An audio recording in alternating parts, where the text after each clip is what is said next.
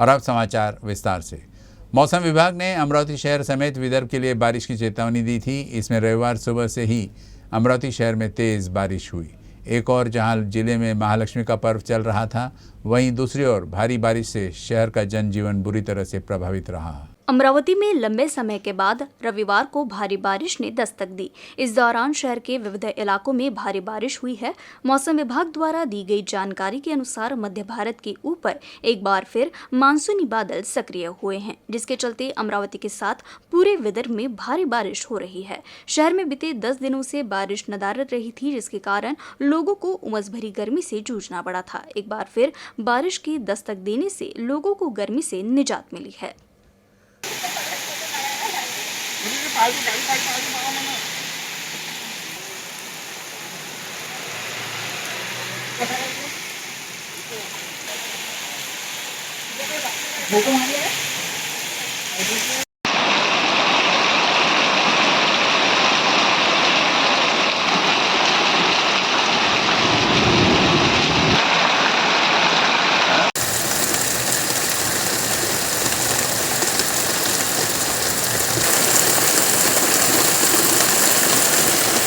शनिवार को माहिर वासिनी ज्येष्ठ कनिष्ठ का आगमन हुआ। रविवार को इनकी पूजा की गई। परंपरा के अनुसार महालक्ष्मी को सुग्रास भोजन दिया जाता है। हालांकि पर्व की वजह से सब्जियों, फलों और फूलों की मंडी में लाखों की मांग बढ़ जाती है। वहीं बाजार में फूलों के भाव आसमान छू रहे हैं। जुलाई और अगस्त के महीनों में भारी बारिश के कारण फल, सब्जियां और फूल की फसल प्रभावित हुई है। हालांकि गौरी गणपति पर्व की वजह से उनके रेट फिर से बढ़ गए हैं। थोक बाजार में गेंदा के फूल 100 से 200 रुपए, शेवंती 250 से 500 रुपए, गुलाब 300 से 500 रुपए, निशिगंध 250 से 600 रुपए प्रति किलो, महालक्ष्मी पूजा के लिए तैयार माला 600 से 2500 रुपए प्रति जोड़ी में बिक रहे हैं, जबकि जरबेरा और गुलाब के गुच्छे 150 से 400 रुपए में बिक रहे हैं। फल व्यवसायी मोहम्मद आरिफ मंसूरी ने बताया कि पूजा के लिए सेब, आम, अनार और मके की मांग के कारण इनके दाम बढ़ गए हैं। गणेशोत्सव और महालक्ष्मी पूजन के कारण फूलों की मांग बढ़ गई है। इस वर्ष अधिक वर्षा के कारण आवक कम है और मांग अधिक है। वहीं महालक्ष्मी पूजा के लिए फूलों की मांग अधिक है। म्हणजे कसा 2 दिवसाच्या अगोदर 100-125 रुपये होते, आज 200 रुपये भाव आहे। गुलाबही तसा, प्रत्येक वस्तूचे चढ उतार चालवले आहे। आता जे त्यांचं बरोबर योग्य आहे त्यांचं म्हणणं, परंतु माल जास्त आला म्हणजे भाव पडून जाते आणि माल जर कमी जर आला तर त्याचा रेट जास्त मिळतात। ते महालक्ष्मी वाढलेल्या 2 दिवसानंतर पुन्हा परत कमी होतात भाव। गुलाब आहे 250 ते 300 रुपये चालू आहे, शेवंती 150-200 रुपये चालू आहे, झेंडू आहे 40-50 रुपये चालू आहे। माल पण म्हणजे क्वालिटी पाहून आहे, 300 रुपये आहे, 250 रुपये, 200 आहे। प्रत्येक क्वालिटीवर अवलंबून आहे। काय आहे माहिती का, आता हे कास्तकार लोक आहे गरीब, व्यापारी लोक बाहेरून माल आणते। कास्तकार लोक आता 40 रुपये 20 रुपयाने कपू राहिले। व्यापारी नाही, मी कास्तकारच होय, त्याचा काही विषय नाही। लोक काही म्हणते त्याच्याबद्दल काही विषय नाही, पण कास्तकाराचा माल आज 20 रुपये 30 रुपयाने खपू राहिला आणि बाहेरचा आलेला माल आता याच्या आधी 100 रुपयाने हाच कास्तकाराचा गेला, आज 20 रुपयाने खपत नाही। हे अशी कंडिशन मार्केटात आलेली आहे। आणि बाहेरचा माल जर नाही आला तर बरोबर आहे, कास्तकारी चांगले राहे आणि कास्तकाराचा माल चांगला खपन। माल आलेला आहे म्हणून घटलेले आहे आणि जर निघता लोकल तर जर माल आला तर लोक कास्तकाराला पैसे भेटन आणि सगळेजण बरोबर राहील। कास्तकाराचा घाटा होता, याच्या पलीकडे काहीच नाही। तर तुम्ही तेवढी चौकशी करा आणि बाहेरून माल येते त्याच्यावर बंदी करा आणि जे कास्तकाराचा माल आहे तो कास्तकाराचा माल आमच्या लोकलचा खपू द्या। कारण अशी कंडिशन आली आहे त्याला ह्या जो 100 रुपये किलोचा झेंडू 30 रुपयाला विकायला लागला, अशी बेकार कंडिशन ह्या मार्केटात आलेली आहे।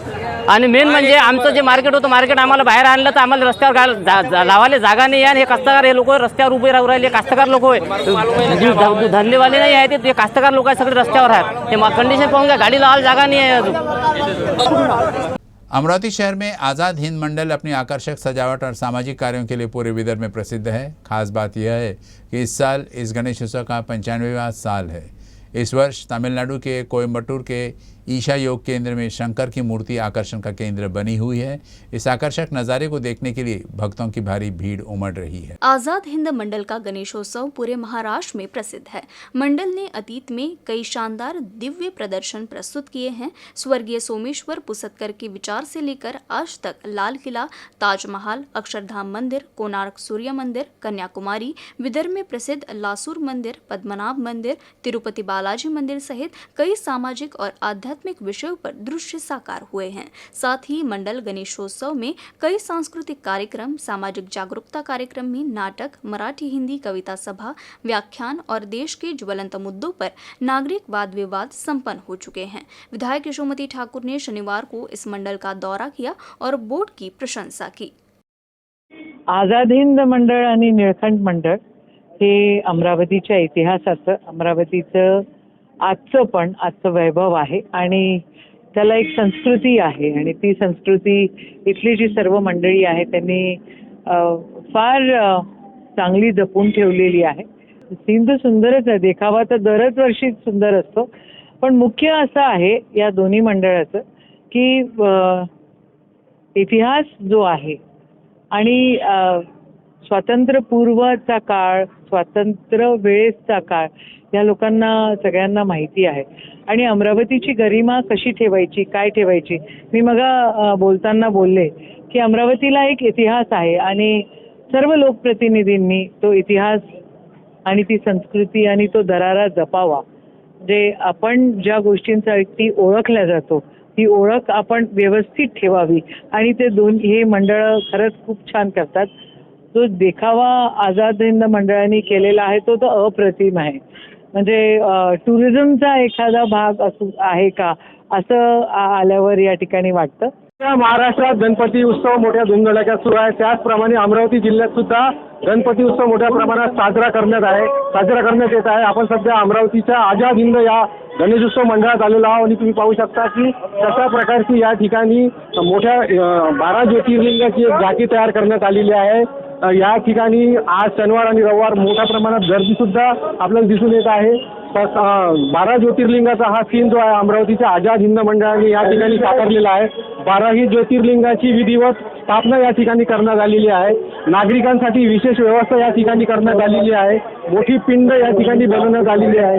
प्रवेशद्वार आहे, त्यानंतर बाहेर निघण्यासाठी जो भक्तगण येते त्या भक्तगणासाठी विशेष व्यवस्था या ठिकाणी करण्यात आलेली आहे। मंडळाचं हे 95 वर्ष आहे आणि आझाद हिंद मंडळ दरवर्षी नवनवीन देखावे करतात। मात्र गेल्या 2 वर्षाच्या काळात कोरोना असल्यामुळे या ठिकाणी गणपती उत्सव अगदी साधेपणाने साजरा करण्यात आला होता। मात्र आता कोरोनाचे पूर्ण निर्बंध हटवल्यामुळे यावर्षी गणेश उत्सव मोठ्या धूमधडाक्यात सुरू आहे आणि याच विषयावर बोलण्याकरता आपल्यासोबत मंडळाचे ज्येष्ठ कार्यकर्ते आहे विलासभाऊ इंगोले ते आहेत।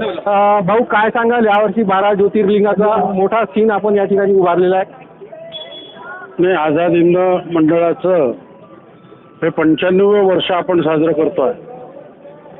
गेले 2 वर्ष कोरोनामुळं उत्सव साजरा पाहिजे तसा करता आला नाही। उत्सव झाला परंतु शासनाचे जे निर्बंध होते त्यामुळं थोडक्यात उत्सव साजरा करण्यात आला।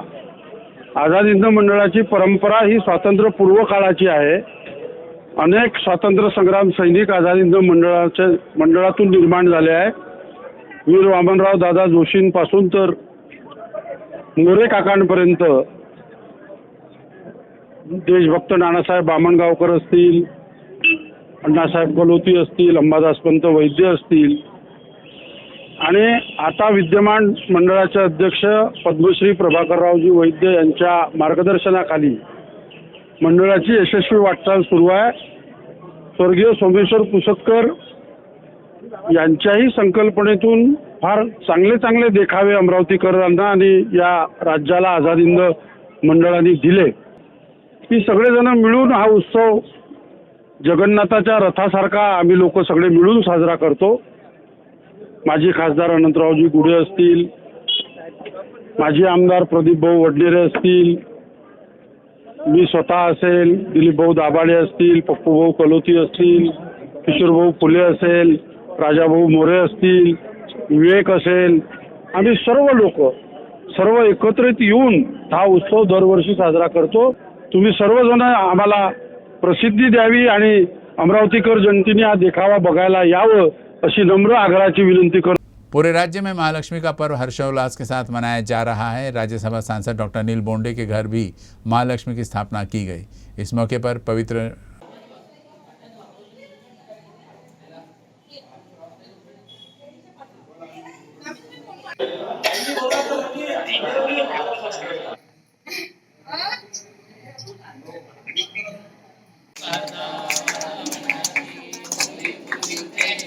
ब्रेक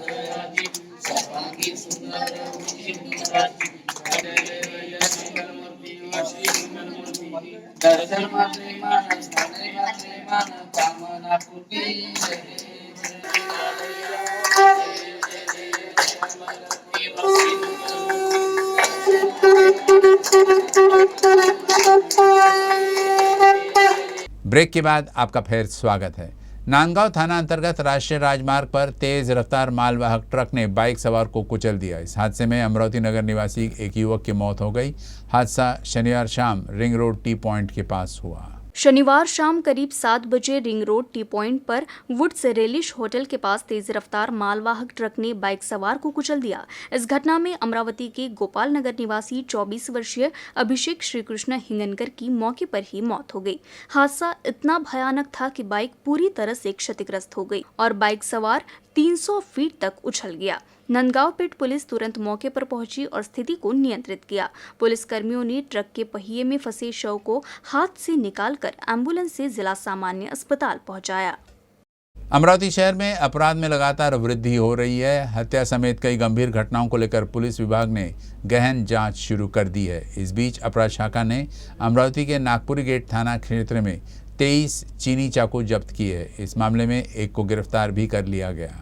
सैयद अमीन सैयद सादिक उम्र 23 साल पठानपुरा निवासी को अपराध शाखा ने नागपुरी गेट से गिरफ्तार किया था। उसके पास से 23 चीनी चाकू अवैध रूप से जब्त किए गए। इस कार्रवाई में पुलिस ने आरोपी के पास से 11,250 रुपए का कीमती सामान बरामद किया है। उसके खिलाफ आर्म्स एक्ट की धारा 135 के तहत मामला दर्ज किया गया है।